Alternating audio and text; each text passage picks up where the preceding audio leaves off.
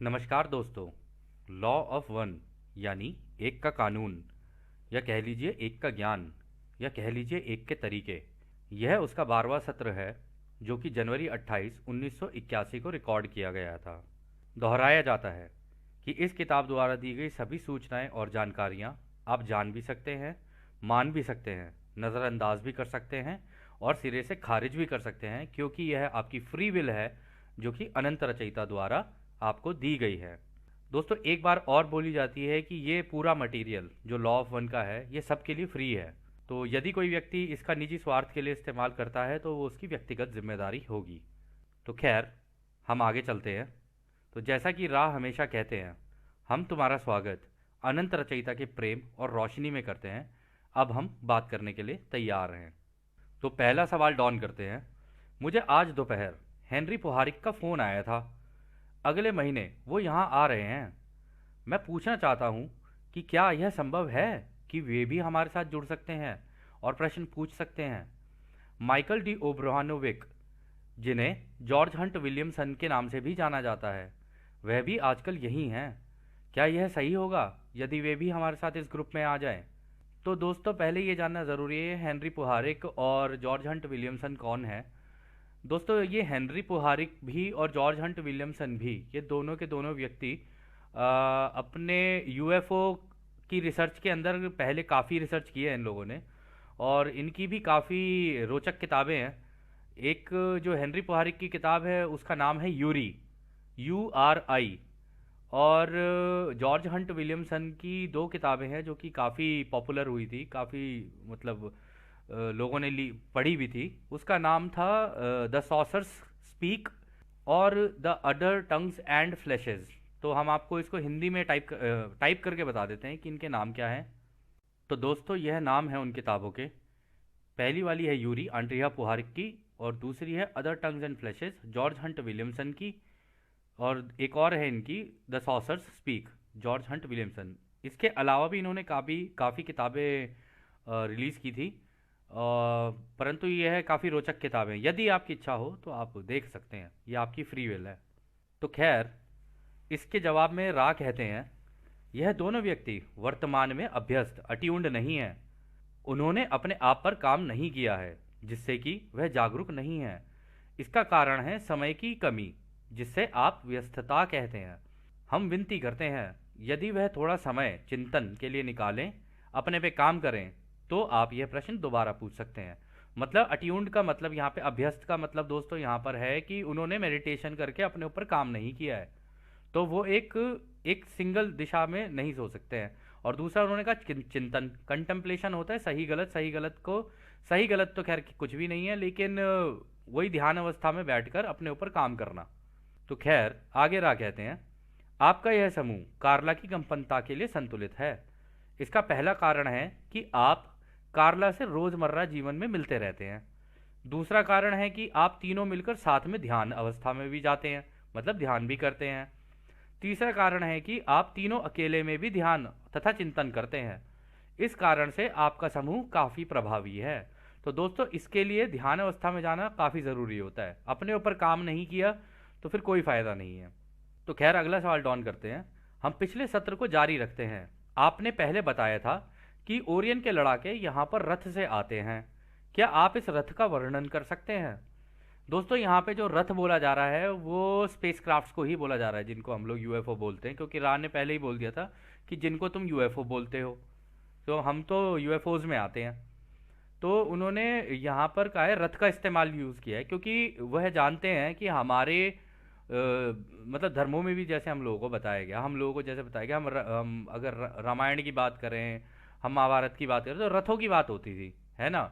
तो आपको याद होगा शायद, रामायण में ऊपर से क्या कहते हैं, दूत आते हैं और वो कहते हैं कि यह रथ आपके लिए इंद्रदेव ने भेजा है और यह रोशनी की गति से भी तेज चलता है। तो यहाँ पर उसी तरीके रथों की बात हो रही है। तो खैर, रा आगे कहते हैं, रथ शब्द का इस्तेमाल आपके लोगों में युद्ध में होता है। इसका यही मतलब है। ओरियन के यान या आकार कई तरह के होते हैं। पहला लंबा तथा अंडाकार होता है, जो चांदी से गहरे रंग का होता है। यदि रोशनी में देखें तो धात्विक यानी मेटालिक होता है। यानी मेटल का होगा जो भी होगा। जैसे हमारे यहाँ पे चीज़ें बनती हैं ना मेटल से, हाँ सिल्वर कलर का हो गया या फिर थोड़ा सा गाढ़े कलर रंग का हो गया, होगा मेटल। और उसकी लाइटें भी जो होंगी ना, वो ऐसी होंगी जैसे कि इनकी लाइट इस तरीके की होगी कि आपको लाइट देख के ही पता चल जाएगा कि आर्टिफिशियल लाइट है, ठीक है ना। और जो जो महासंघ के होते हैं, जो रचयिता के द्वारा भेजे होते हैं ना, वो प्योर रोशनी के होते हैं एकदम, आपको लगेगा जैसे तारे तारे की तरह होंगे। बड़े हो जाएंगे तो भी तारे की तरह गोल या किसी भी तरीके के हो सकते हैं, लेकिन उनकी जो रोशनी होगी ना, या तो सूरज के जैसी रोशनी टाइप के होंगे या तारों के जैसे दिखने वाले होंगे। बस यही फर्क है दोनों के अंदर। एक मेटल के बनाते हैं आर्टिफिशियल, और दूसरे प्योर जो रचयिता की बनाई हुई ये जो पूरी रचना है, इसमें से ही खींच के और फिर उसके अंदर ये उसका ध्यान अवस्था में जाकर इसी में से ही बना लेते हैं अपना अपना पूरा का पूरा क्राफ्ट। तो दोनों के अंदर फर्क इसी तरीके से पता चलता है। और यदि आप इसके बारे में थोड़ा सा ज़्यादा जानना चाहें तो एक व्यक्ति जिनका नाम हम बार बार लेते हैं, जिनका नाम है डॉक्टर स्टीवन ग्रेयर। यदि आप चाहें तो उनकी 4 डॉक्यूमेंट्री हैं, अगर आप चाहें तो देख सकते हैं। उन डॉक्यूमेंट्री के नाम है, पहली डॉक्यूमेंट्री का नाम है सीरियस, SRIUS। दूसरी का नाम है अनएक्नॉलेज्ड। तीसरी का नाम है close encounters of the fifth kind. और चौथी का नाम है अबव टॉप सीक्रेट, जो कि अभी अभी रिलीज हुई थी। तो यह आपकी इच्छा है यदि आप इन्हें देखना चाहें या ना देखना चाहें। तो खैर आगे रा कहते हैं, यदि रोशनी में देखें तो धात्विक यानी मेटालिक होता है, देखने में मेटल जैसा होगा। फिर कहते हैं अंधेरे में देखने पर यह लाल या कुछ अलग आग की तरह दिखते हैं। अन्य यानों में पहला यान तश्तरी के आकार का होता है तथा छोटा होता है। इसका व्यास यानी डायमीटर लगभग 12 फीट होता है। दूसरी तरह का यान डिब्बे यानी बॉक्स की आकार का है, जिसका एक किनारा लगभग 40 फीट का होता है। तीसरे तरह का यान सोच द्वारा नियंत्रित यानी तंत्र, थॉट कंट्रोल मैकेनिज्म। तो ये सोच से बनते हैं, इनके ये भी सोच से बना सकते हैं, जैसा चाहें उसको वैसा रूप दे सकते हैं। तो उसका इस्तेमाल करके इच्छा अनुसार आकार लेने में भी सक्षम होता है। इस समूह में कई तरह की सभ्यताएं काम करती हैं। इनमें से कुछ सभ्यता अनंत बुद्धिमानिता का इस्तेमाल करके दूसरों से बेहतर कर सकते हैं। यह जानकारियां बहुत कम ही साझा की जाती हैं, इसलिए यान के आकार और रूप काफी अलग अलग हो सकते हैं। तो अगला सवाल डॉन करते हैं, क्या ओरियन के लड़ाकों को यहां आने से रोकने के लिए परिषद यानी महासंघ के द्वारा किसी तरह के प्रयास किए जाते हैं? तो रा कहते हैं, किसी ग्रह को क्वारंटीन करने का हर संभव प्रयास किया जाता है। यानी कि दोस्तों आपको याद होगा जैसे हमने कहा था ना, वो बाहर से एक लक्ष्मण रेखा सी बना दी जाती है, पूरे ग्रह को उससे कवर किया जाता है, जिसको हम वैसे तो हम ओजोन लेयर बोलते हैं, लेकिन वो पूरी रोशनी की बनी होती है, बाहर हमें दिखती नहीं है। और आपको हमने एक बार कहा भी था कि भाई सूरज जो है वो गर्मी नहीं देता है। सूरज क्या करता है, सूरज केवल रोशनी फेंकता है अपनी तरफ से। होता क्या है, हमने आपको 4 वो बताई थी, क्या कहते हैं, फील्ड बताई थी जो इस ग्रह के चारों ओर लगाई जाती हैं।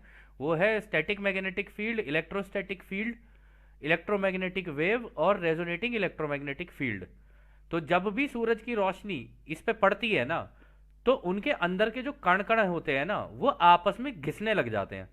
और जब वो घिसने लग जाते हैं तो उससे होती है गर्मी पैदा। यदि आप अपने हाथों को घिसे, आपने मान लीजिए कितने भी ठंडे पानी में हाथ डाले हो, अभी अगर आप अपने हाथों को घिसेंगे तो आप देखेंगे कि हाथ धीरे धीरे गर्म होना शुरू हो गए हैं। तो वो भी एक तरीके से आप यही कर रहे होते हैं। आपके हाथों के जो कंकड़ है ना, जो कण कण में जो कहते हैं ना भगवान, कि जब आप उनको घिसते हैं ना तो उससे ये गर्मी पैदा होती है।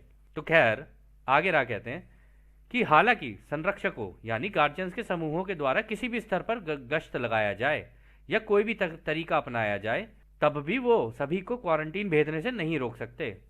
यदि यह अनुरोध आकाश प्रेम में किया जाता है तो वह एक कानून की रजामंदी के अंदर आ सकता है। यदि अनुरोध नहीं किया जाता है तो नेट थोड़ा खिसक जाता है, तब इस नेट से भेदन यानी पेनिट्रेशन हो जाता है। तो दोस्तों इसमें होता क्या है कि लगता कानून का तो पालन हो रहा होता है यहाँ पे, क्योंकि फ्री विल है। फ्री विल मतलब इस ग्रह पे जितने भी लोग रहते हैं भैया उनकी इच्छा है, ठीक है ना, वो अपनी जिंदगियां यहाँ जी रहे हैं, अपने अपने लेसन ले रहे हैं। पर और ये उसी वजह से लगाई जाती है कि भाई आप अपने लेसन ले सको आराम से, कोई बाहर का यहाँ पे आके वो गतिविधि ना करे। परंतु ये जितने भी वो होता है ना, ये पेट्रोलिंग, इसे इंग्लिश में पेट्रोलिंग बोलते हैं, गश्त लगाई जाती है ये। तो जब ये गश्त लगाई जाती है ना पूरे ग्रह पे, तो कहाँ से घुस जाए ना कुछ कह नहीं सकते। परंतु ये घुसने का भी एक तरीका होता है, जो आगे राह ने कहा है कि अनुरोध अगर कोई अंदर से कर दे तो ये तो बिल्कुल वही बात हुई कि भाई सीता बाहर निकल के चली गई, इस वजह से हुआ हरण। तो कहता है, और यही उल्टा भी लगता है कि जी अंदर ग्रह से कोई बुला ले तो भी आ सकते हैं ये, क्योंकि खिड़की खुल जाती है। इसमें एक चीज़ होती है खिड़की, वो खुल जाती है। जिसे इन्होंने कहा ना यहाँ पे कि जी नेट थोड़ा खिसक जाता है, तो खिड़की सी होती है, वो खुल जाती है। वो खुल जाती है, उस खिड़की में से आ सकते हैं, कोई भी आ सकता है। जो जिसको बुलाना चाहे वो उसको बुला सकता है, चाहे फिर वो ओरियन के हों या महासंघ के हों। तो अगला सवाल डॉन करते हैं, यह अनुरोध कौन करता है? तो रा कहते हैं, आपका सवाल अस्पष्ट है, कृपया दोबारा पूछिए। तो अगला सवाल डॉन कहते हैं, मैं यह समझने में असमर्थ हूं कि परिषद यानी कन्फेडरेशन यानी महासंघ कैसे ओरियन के रथ को क्वारंटीन के अंदर आने से रोकती है, उनकी क्या कार्यवाही होती है? तो रा कहते हैं, यह संपर्क प्रकाश रूप या प्रकाश के शरीर वाले लोगों के स्तर पर होता है, जो कि संरक्षकों गार्जियंस की कंपनता पर निर्भर करता है। यह कार्य वह संरक्षक करते हैं जिनके शरीर प्रकाश के बने होते हैं तथा वे अलग अलग कंपनता में कांप रहे होते हैं। यदि कोई इकाई यानी कोई व्यक्ति या कुछ भी पृथ्वी की ऊर्जा क्षेत्र के करीब आने की कोशिश करता है तो संरक्षक तुरंत ही उनके पास पहुंच जाते हैं तथा उनका स्वागत इस एक अनंत रचयिता की नाम पर करते हैं। फिर उन्हें प्रेम और प्रकाश में नहलाया जाता है और बताया जाता है कि इस ग्रह के लोगों की स्वतंत्र इच्छा का पालन करना आवश्यक है, क्योंकि यहाँ एक के कानून के शक्ति के द्वारा क्वारंटीन लगा रखी है। तो दोस्तों ये ऐसे होता है कि क्वारंटीन तो लगा रखी है, और जब कोई आएगा इसके अंदर तो उसको पहले इसी रोशनी के अंदर नहलाया जाता है और से पूछा जाता है कि तू अंदर घुस रहा है तो क्यों घुस रहा है और तेरा उद्देश्य क्या है। तो उसको अगर वो रचयिता की उससे आया होगा, मतलब रचयिता के बनाए हुए कानूनों का पालन करता है तो ठीक है, वरना उसके साथ फिर बहसबाजी हो जाती है। अब आप देखना क्या होता है। तो डॉन कहते हैं, यदि उन्होंने पकड़े जाने के बाद भी क्वारंटीन का पालन नहीं किया तो उनका क्या होता है? तो रा कहते हैं, पकड़े जाने के बाद भी यदि वह क्वारंटीन का पालन ना करें तो वैसा ही होगा जैसे कि एक ठोस ईंटों की दीवार पार करने पर होता है, यानी वह अंदर आने में असमर्थ होगा। तो दोस्तों ये कुछ इस तरीके से होता है, कोई बाहर से अगर अंदर आ जाए ना बिना बुलाए, यहां पर बात ये नहीं हो रही कि बुलाए या ना बुलाए, यहां पर हो रहा है बिना बुलाए। अगर कोई बिना बुलाए जबरदस्ती घुसने की कोशिश कर रहा है ना अगर अंदर, तो ये जो क्वारंटीन लगी होती है ना, इसमें बिल्कुल ऐसा होता है जैसे गाड़ी लेके कोई किसी दीवार के अंदर घुस गया हो, और गाड़ी लेके दीवार के अंदर घुसेगा तो मरेगा ही। तो ऐसा हो जाता है उसके साथ। तो खैर अगला सवाल डॉन कहते हैं, उसके बाद उस इकाई या व्यक्ति का या जो भी चीज है उसका क्या होता है? यदि वह ऐसा करता है तो उसके रथ का क्या होता है? तो रा कहते हैं, रचयिता का भी एक ही अस्तित्व होता है, यानी वो भी एक बीइंग होता है, वो भी एक, तो हम तुम्हारी तरह ही है, वो सारा कुछ उसी के दिमाग में ही बना हुआ है ये। वे लोग जो क्वारंटीन के सीमा तक पहुंचने में कामयाब होते हैं, उनके कंपनता का स्तर ऐसा होता है कि वे जैसे ही रचयिता के प्रेम प्रकाश की जाली या कह लो नेट को देखते हैं तो उस जाली को पार करना या कानून को तोड़ना असंभव हो जाता है। इसलिए कुछ भी नहीं होता है, कोई प्रयास नहीं होता है, वहां कोई विरोध नहीं होता है। सिर्फ वही लोग इस क्वारंटीन को भेदने में कामयाब होते हैं जो इस ग्रह के चारों तरफ लगी क्वारंटीन के भीतर कोई खिड़की खोजने में कामयाब हो जाते हैं। इन खिड़कियों के द्वारा वे अंदर आ जाते हैं। ये खिड़कियां काफी दुर्लभ और अप्रत्याशित अनप्रिडिक्टेबल होती हैं। तो दोस्तों यहाँ पर जो बात हो रही है ना खिड़कियों की, कि एक अनप्रिडिक्टेबल होती है, मतलब पता नहीं कब खुल जाए। ये तब खुलती है जब धरती से कोई इन्हें बुलाए या धरती पे अफरा तफरी मच जाए, या किसी भी ग्रह पे अफरा तफरी मच जाए। हम धरती की ही बात क्यों करें, पूरे ब्रह्मांड की बात करते हैं। किसी भी ग्रह के लोगों की सोच अगर एक जगह नहीं चल रही है ना और उनके बीच में अफरा तफरी है तो ये खिड़कियां खुल जाती हैं फिर। तो खैर डॉन कहते हैं, क्या यह उसके लिए उत्तरदायी है जिसे हम यूएफओ फ्लैप्स कहते हैं, जब 1973 में बड़ी संख्या में यूएफओ दिखाए गए थे। तो दोस्तों यूएफओ फ्लैप्स होते हैं जब बहुत संख्या में लोगों को यूएफओ दिखने लग जाए, जगह जगह दिखने लग जाए। जैसा कि हमने कहा, यदि आप भी ध्यान अवस्था में जाकर इनको देखें और इनसे कहें कि भाई हम आपसे मिलना चाहते हैं, हम लेकिन आपका स्वागत अनंत रचयिता के प्रेम और रोशनी में करना चाहते हैं, जो कि एक है, मतलब एक ही अनंत रचयिता है, बाकी कोई नहीं, कोई बहरूपिया वगैरह कुछ नहीं चाहिए, रचयिता ही चाहिए हमें, रचयिता के भेजे हुए चाहिए हमारे भाई बहन। तो जब आप ऐसे करते हैं ना और अगर अपने आकाशों में देखना शुरू करते हैं ना, तो आपको शायद ये दिख जाए, तारों की तरह चलते हुए दिखेंगे आपको ये। तो रा कहते हैं, हाँ यह सही है। तो डॉन अगला सवाल करते हैं, अच्छा उस समय जब आसमानों में इतने सारे यूएफओ दिखाए गए थे, क्या वे ओरियन समूह के थे? तो रा ने कहा, उनमें से कई यूएफओ जो आपने आसमान में देखे थे वे ओरियन समूह के ही थे। वे संदेश भेजते थे, वह संदेश उन लोगों द्वारा भी ग्रहण किया जाता था जिनका झुकाव दूसरों की सेवा की तरफ होता था। इन संदेशों द्वारा उन्हें डराने की कोशिश की जाती थी कि आगे उन्हें काफी कठिनाई आने वाली है। वह बस डरा सकते हैं, बस इतना ही खुद की सेवा करने वाले कर सकते हैं जब उनका सामना दूसरों की सेवा करने वालों से होता है। तो दोस्तों ये होता है, डरा के काम करते हैं क्योंकि इनको ये पता है कि अच्छा, क्योंकि रचयिता तो प्रेम है ना, रचयिता प्रेम है, तो रचयिता रचयिता का बिल्कुल विपरीत क्या हुआ, डर। तो वो कहते हैं जी डरा डरा के काम करेगा, ये डरा डरा के करेंगे काम, इस तरीके से होता है। या डराएंगे तुम्हें कि जी तुम्हें दिक्कत आ जाएगी, तुम्हारे पास ये कठिनाई आएगी, तुम्हारे पास वो कठिनाई आएगी। तो जो कठिनाई आएगी तो आएगी भाई, अब क्या कर सकते हो उसमें, जीवन है कठिन, वैसी कम कठिनाई है जीवन में। यहाँ जाओ तो कठिनाई, वहां जाओ तो कठिनाई, तो दो चार कठिनाई और सही। तो इस तरीके से डरा के करते हैं ये। तो फिर आगे रहा कहते हैं, वही संपर्क ओरियन के समूह के लिए मददगार होता है जब संपर्क में आई इकाई खुद की सेवा करने वाली हो। मतलब इसका फायदा तभी हो सकता है जब कोई व्यक्ति जिसके दिमाग में ये, मस्तिष्क में ये सारी चीजें भेजी गई हैं, वो ही डर सकता है इस चीज से जो कि खुद की सेवा के रास्ते पे चलने वाला हो, मतलब खुद के बारे में सोचता हो। तो आगे रहा कहते हैं, आपके आसमानों में कई इकाइयां विचार रूप थॉट फॉर्म में हैं जो कि सकारात्मक प्रकृति की हैं और परिषद यानी कन्फेडरेशन के ही यान हैं। इसके अलावा जो यान दिखाई देते हैं उन्हें आपकी सरकारों द्वारा बनाया गया होता है।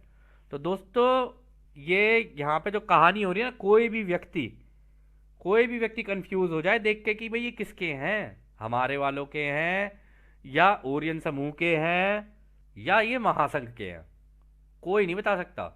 लेकिन जिन्होंने खुद अपनी इच्छा से महासंघ से संपर्क बनाया होता है ना, वो देख के तुरंत बता देंगे ये किसके हैं। तो तीन तरीके के हो गए, एक हो गए ओरियन समूह के, एक हो गए महासंघ के, एक हो गए धरती पे बने हुए।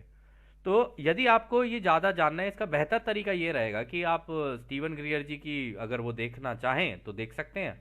उन्होंने इसको काफ़ी अच्छे से एक्सप्लेन किया है इस चीज़ को, आपको शायद अगर आप सर्च करेंगे आपको मिल जाएगा। 1972 में जब हेनरी पोहारिक इजराइल में थे तब उनका संपर्क किस समूह से हुआ था? तो रा कहते हैं, हम इस सवाल का उत्तर देने से खुद को रोकते हैं क्योंकि इस जवाब से हेनरी पढ़ सकता है जिसका प्रभाव उसके भविष्य में हो सकता है जो कि उसकी आज़ादी का उल्लंघन होगा।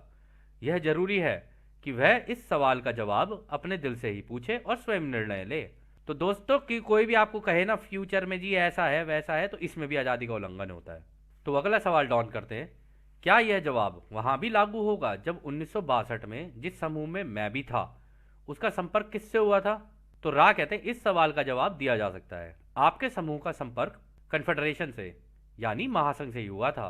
तो डॉन कहते हैं, क्या उस समय उस क्षेत्र में कोई और यान भी थे? तो रा कहते हैं, वहां कोई यान नहीं थे, वहां केवल विचार रूप थॉट फॉर्म थे। दोस्तों विचार रूप जो होते हैं ना, वो पता कैसे होते हैं, आपने हम कहते हैं क्रॉप सर्कल्स, अगर आप देखोगे ना तो विचार के रूप ही होते हैं। मतलब आपके दिमाग में जो इमेज बनी उसे धरती पे कैसे उतारना है। तो ये तरीका जो होता है ना इनका, आपको याद होगा रा ने कहा था कि यदि किसी से सोच में बात की जाए तो आप जैसा चाहे वो वैसा रूप ले सकता है, बस आग्रह करना होता है। ये नहीं कि तू कर दे मेरे लिए जबरदस्ती, जबरदस्ती नहीं, प्रेम से बोलना होता है उससे कि तू ऐसे झुक सकती है या ऐसे कर सकता है, तो वो कर देता है। तो उस केस में होता क्या है, ये वाले क्राफ्ट भी जो होते हैं ना, ये आते हैं उन क्रॉप सर्कल्स के ऊपर। पहले तो वो खेती ही होती है, बस खेत के ऊपर घूमते हैं, उसको अपनी सोच में कहते हैं कि भाई ये हमारा विचार है, इसका रूप ले सकता है क्या? तो वो जो पत्तियां होती है ना खुद ही झुक जाती हैं सारी की सारी और अपना एक रूप बना लेती हैं, और उस रूप को हम लोग क्रॉप सर्कल कहते हैं। तो अगला सवाल डॉन करते हैं, आपने जो ओरियन के लड़ाकों के बारे में बताया था, जब वे जाली से अंदर आते हैं तब वे तकनीकी और गैर तकनीकी दोनों तरह की सूचनाएं हमें देते हैं। हमें तकनीकी जानकारियों के बारे में तो पता है, परंतु वह किस तरह की गैर तकनीकी जानकारियां देते हैं जिससे वह संपर्क करते हैं? क्या मैं यह सही अनुमान लगा रहा हूं कि यह सब टेलीपैथिक संपर्क से होता है, यानी मस्तिष्क से मस्तिष्क द्वारा? तो रा कहते हैं, यह सही है। टेलीपैथी द्वारा खुद की सेवा करने वाले एक के नियम के दर्शन को तोड़ मरोड़ कर लागू करते हैं। उनके कुछ उन्नत समूहों में कुछ रिवाज और अभ्यास दिए गए जाते हैं और इसे लिखा जाता है, जैसे कि दूसरों की सेवा करने वाले लोग अपने गुरुओं की फिलॉसफी को लिखकर उसे लागू करते थे ताकि उसका उपयोग आगे की पीढ़ी में हो सके। खुद की सेवा करने वालों की फिलॉसफी होती है कि किस तरह से दूसरों को भ्रमित किया जाए, ताकि वे यह समझे कि वह दूसरे की सेवा कर रहे हैं, परंतु असल में वह खुद की ही सेवा कर रहे होते हैं। इस तरह उनका झुकाव खुद की सेवा करने वाले रास्ते की तरफ हो जाता है, परंतु वो ज्ञान नहीं पाते हैं तथा खुद ही अपनी आज़ादी उनको देकर गुलाम बन जाते हैं। तो दोस्तों, यह सत्र काफ़ी लंबा हो सकता है, तो इस सत्र को हम लोग यहीं समाप्त करते हैं। और क्योंकि ये लंबा है तो इसको हम दो भागों में करेंगे। और जैसा कि राह कहते हैं दोस्तों, अब हम आपको उस एक अनंत रचयिता के प्रेम और रोशनी, उसकी शक्ति और उसके प्रेम में, उसकी शांति में छोड़कर चलते हैं। आदने हमारे भाइयों, आदने वासु। धन्यवाद।